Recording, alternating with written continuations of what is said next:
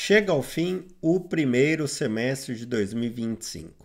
O mercado foi marcado por volatilidade e incertezas a respeito da política comercial, da política monetária no Brasil, nos Estados Unidos, incertezas também políticas no Brasil, nos Estados Unidos, também na Europa, e conflitos geopolíticos, Israel e Palestina, Israel e Irã, mais recentemente com envolvimento, inclusive, dos Estados Unidos nesse segundo conflito, e Rússia e Ucrânia, que é um conflito que se arrasta já há vários anos.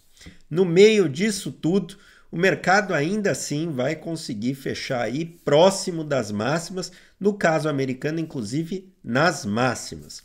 No caso brasileiro, muito perto das máximas.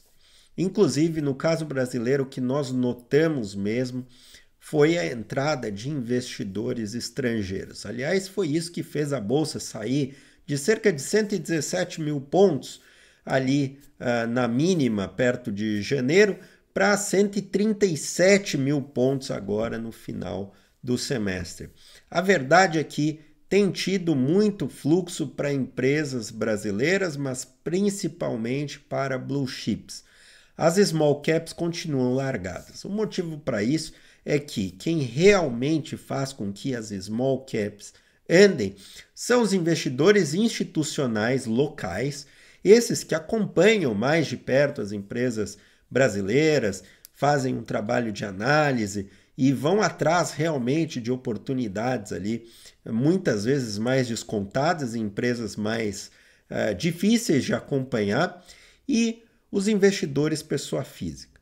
Os investidores institucionais estão muito amassados, como nós dizemos no mercado, isso porque estão competindo diretamente por recursos com a renda fixa e com isso têm sofrido muitos resgates, aliás, diga-se de passagem, desde 2021. No mercado de investidores individuais, pessoas físicas, nós vimos aí uma saída muito grande de renda variável e, no mínimo, uma não entrada em renda variável já por alguns anos. Esse movimento foi acentuado também pelo fato de que o Banco Central colocou a taxa de juros em 15%, recentemente, aliás, citando aí preocupações com o fiscal e com a inflação. No caso do fiscal, nada parece estar resolvendo o problema fiscal no Brasil. Na verdade, para resolver o problema fiscal, nós precisaríamos ver o governo mais engajado com resolver o problema através de corte de gastos e mudanças constitucionais, que esse governo certamente não tem a disposição para fazer, ainda mais considerando que o governo está com a popularidade na lona e dificilmente vai enfrentar medidas impopulares, ainda mais faltando 1 ano e meio para a eleição que deve ser bastante difícil para o governo. Aliás, eu diria que se fosse hoje a eleição, daria para cravar que o governo não vai ser reeleito ou não vai conseguir fazer seu sucessor. Não se sabe ainda nem muito bem se o Lula vai querer ser candidato ou se vai indicar alguém. Na situação que está hoje, eu diria que a menos que ele tenha algum problema de saúde muito grave, ele simplesmente vai ser o candidato da esquerda. Na direita também há uma certa preocupação de quem vai ser o candidato. Bolsonaro inelegível e bastante reticente em indicar alguém nesse momento. Eu duvido muito que ele indique alguém antes dos 45 do segundo tempo. Isso porque se ele indicar alguém nesse momento, ele perde totalmente o controle da narrativa e a relevância política diminui muito, o que pode, inclusive, ter implicações judiciais no caso dele. A justiça não deveria levar muito em consideração se ele é ou não pré-candidato, algo desse tipo, mas o fato é que, como os julgamentos que ele está enfrentando são no STF, é impossível dizer que não tem ali um componente político. Falando sobre política ainda, o governo sofreu nessa semana a maior derrota de 2025, pelo menos até agora, e eu não duvido que vai continuar sofrendo derrota após derrota no Congresso. Isso porque um governo precisa, antes de tudo, para controlar a narrativa na sociedade e para controlar uma base relevante no Congresso, ter expectativa de poder. Ou seja, precisa ser crível que o governo vai conseguir se reeleger, fazer o sucessor, algo nesse sentido. Nesse governo, atualmente, não tem a menor chance disso acontecer.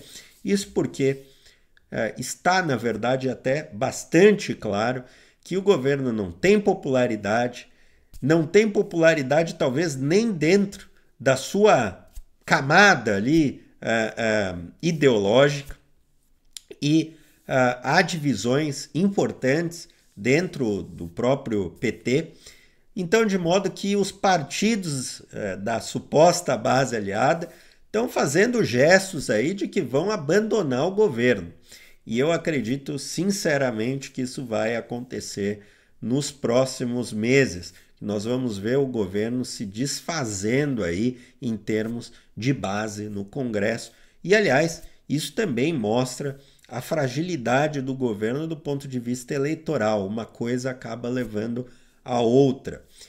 Inclusive, isso é bom e é positivo para o mercado. Acredito que hoje não tenha ninguém nos centros financeiros brasileiros, mais comumente referido aí como Faria Lima, que acredite que seria ruim que o governo não fosse reeleito. Aliás, eu acredito que o mercado, em parte, está subindo pela expectativa de troca de poder.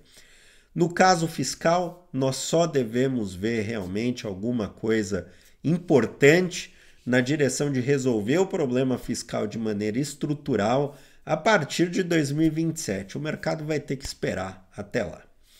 No caso do mercado americano, eu diria que inteligência artificial e todo o complexo, na verdade, associado à inteligência artificial em empresas de tecnologia, tem impulsionado o mercado para cima. A narrativa de inteligência artificial e de cripto, essas duas narrativas são muito fortes nesse momento. Aliás, nós vimos o Bitcoin que, com os ataques entre Irã, Estados Unidos, Israel, etc., chegou a tocar ali os $100 mil novamente e já está ali na casa dos 107, 108 mil dólares de novo. O que mostra realmente bastante apetite, especialmente com um framework regulatório que está, na verdade, empurrando investidores institucionais para o Ethereum, para o Bitcoin e para outras criptomoedas alternativas. E eu acredito que o segundo semestre vai ser o segundo semestre das criptomoedas, particularmente dos altcoins. No caso de inteligência artificial, nós temos visto uma evolução muito grande dos modelos de inteligência artificial generativos, e esses modelos têm produzido grandes resultados, inclusive com o mercado ainda em um certo denial a respeito, uma certa negação, não é, a respeito do que é que vai acontecer com o mercado de trabalho. Me parece bastante claro que o mercado de trabalho vai ficar mais difícil.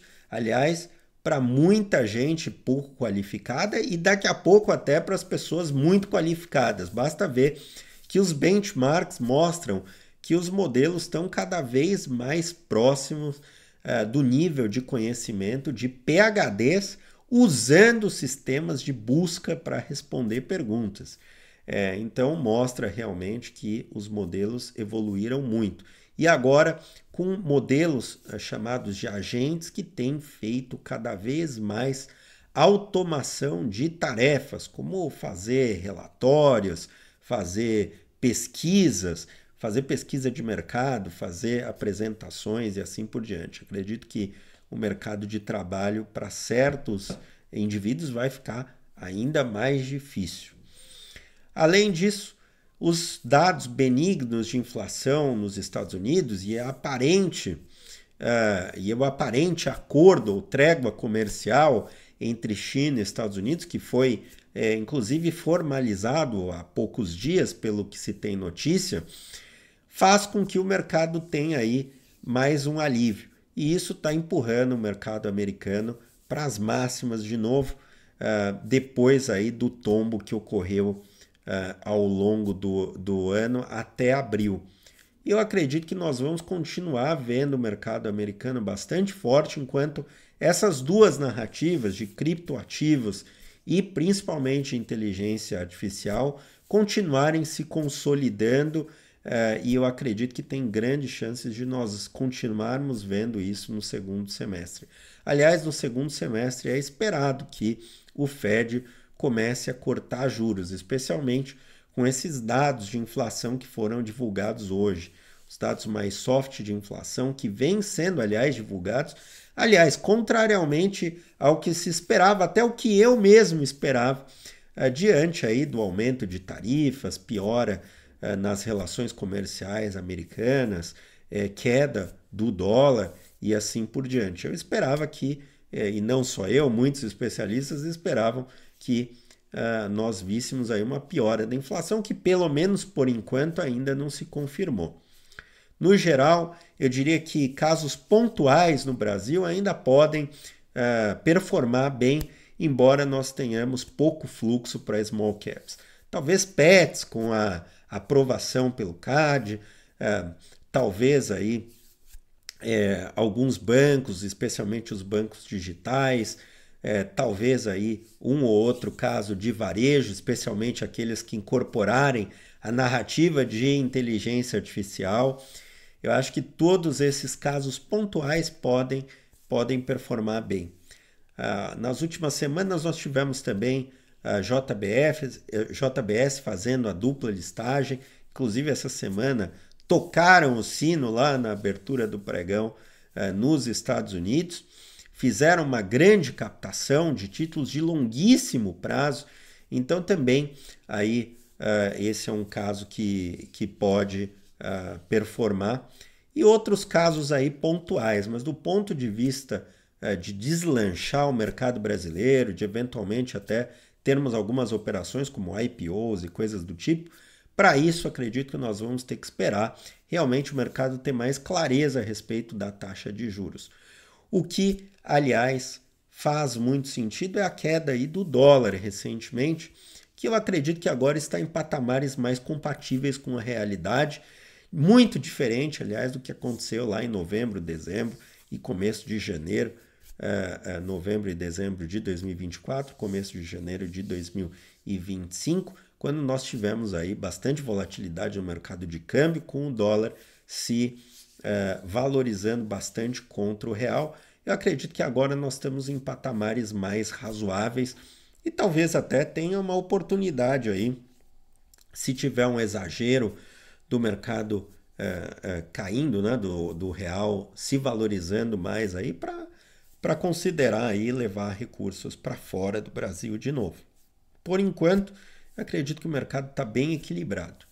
No geral, acredito que o mercado brasileiro pelo menos vai continuar nesse range aí, entre 130 e 140 mil pontos, talvez melhore alguma coisa mais para o final do ano, especialmente se a popularidade do governo continuar nesses patamares ou até piorar.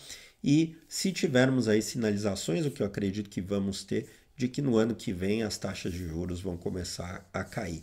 Nos Estados Unidos, como eu disse, enquanto a narrativa de inteligência artificial e de desregulamentação e criptoativos continuar, nós devemos continuar vendo o mercado performar bem.